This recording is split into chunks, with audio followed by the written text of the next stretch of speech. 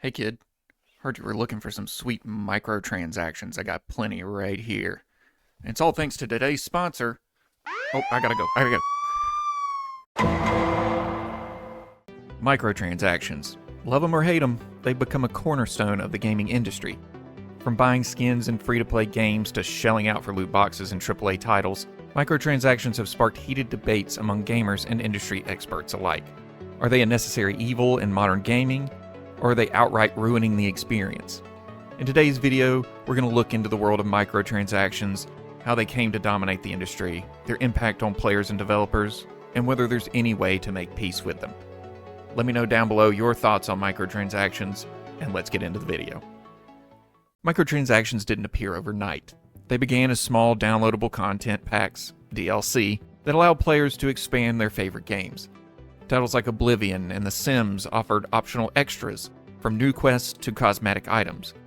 Back then, they were seen as a way to enhance a game, not detract from it. Things shifted with the rise of mobile gaming and free-to-play models in the late 2000s. Games like Farmville and Candy Crush introduced players to the concept of paying small amounts to unlock advantages or progress faster. These purchases were designed to be painless, just $1 or $2 here and there, but the profitability was undeniable. Game developers began to see microtransactions as a way to generate revenue long after a game's initial release.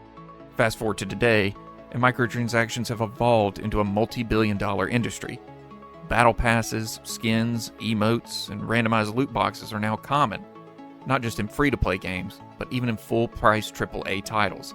What began as optional extras has become, for some players, an integral and sometimes frustrating part of the gaming experience. I remember when microtransactions first started, it was with the DLC Horse and Oblivion and mobile games like Farmville on Facebook. I don't know if you remember Farmville, but man, that game ran everybody's life. And then they started putting in little microtransactions. It's like, at first it was, hey, can you watch my farm while I'm gone on vacation? I can't check Facebook, to, hey, you got a couple of bucks? I need to buy some more plants for my Farmville. Let's start with the good. Microtransactions can provide developers with a steady stream of income to maintain and expand their games. Free-to-play games like Fortnite and Apex Legends wouldn't exist in their current form without them. Regular updates, new content, and community events are funded by microtransaction revenue. In theory, these purchases are entirely optional. Paying players subsidize the experience for everyone else. But then there's the bad and the ugly. The term pay-to-win has become a lightning rod for controversy. Games like Star Wars Battlefront 2 infamously included mechanics where players could pay for competitive advantages, creating an uneven playing field and sparking massive backlash. Even in games where microtransactions are cosmetic only, the aggressive marketing tactics can feel predatory, especially for younger players. Randomized loot boxes, in particular, have been compared to gambling, leading some governments to regulate or ban them entirely.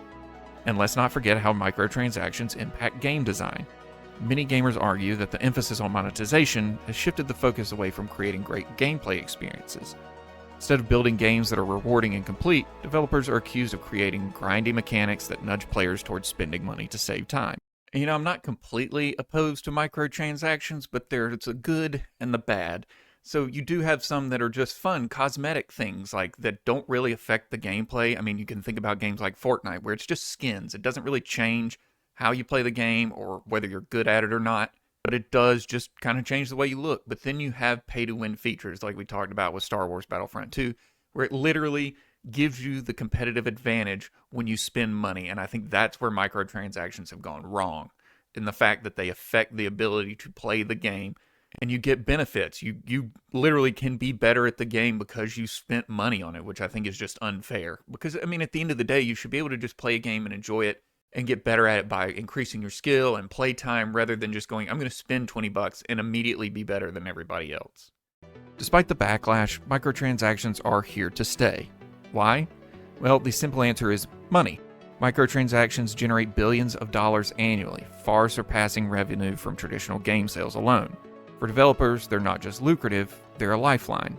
Free-to-play games like Genshin Impact thrive on microtransactions, while even AAA publishers like EA and Activision Blizzard incorporate them into their financial strategies. The ability to generate recurring revenue helps studios manage the soaring costs of game development, especially for high-budget titles that take years to create. Without microtransactions, some games might not even get greenlit in the first place. For players, the appeal is also undeniable. Customizing your avatar, speeding up progress, or unlocking rare items can enhance the gaming experience. As long as the demand exists, developers will continue to find new ways to monetize their games. So microtransactions are probably not going anywhere, ever. There's too much money in them.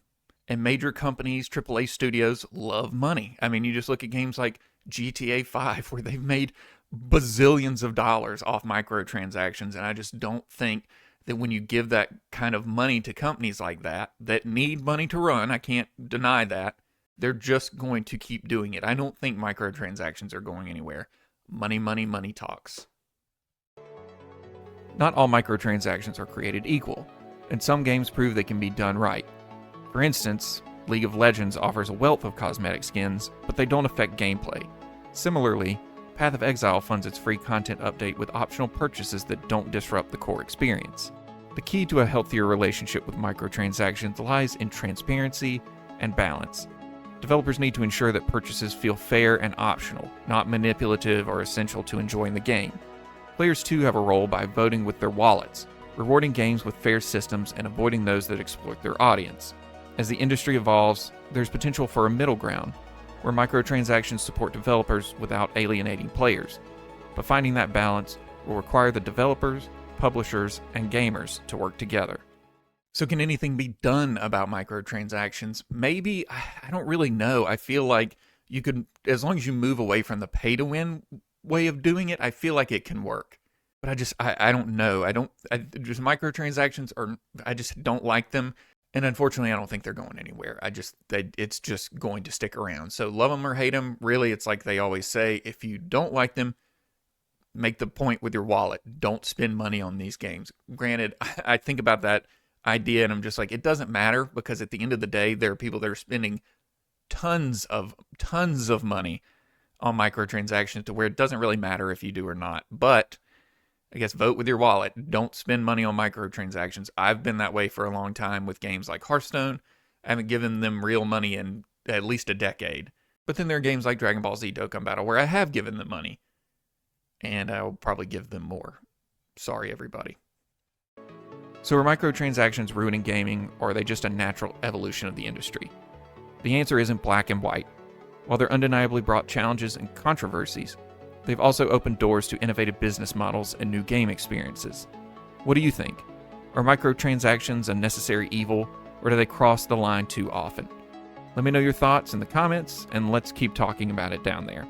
And if you enjoyed the video, don't forget to like, subscribe, and hit that notification bell for more videos like this. I appreciate you watching. I'll see you in the next video. I love you. Bye-bye.